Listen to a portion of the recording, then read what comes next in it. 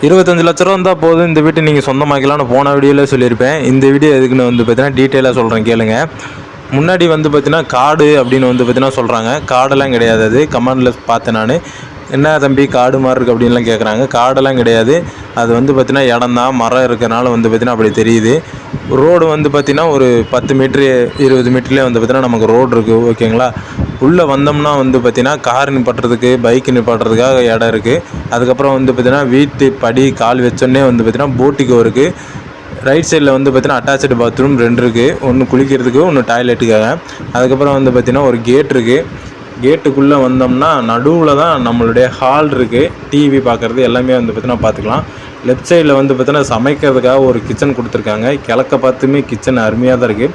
Shelf, things வைக்கிறதுக்கான பொருள் எல்லாமே இருக்குது. பெட், அதுக்கப்புறம் பார்த்தீங்கன்னா பெட்டு போடுற மாதிரி ஹாலில் வச்சுக்கலாம்.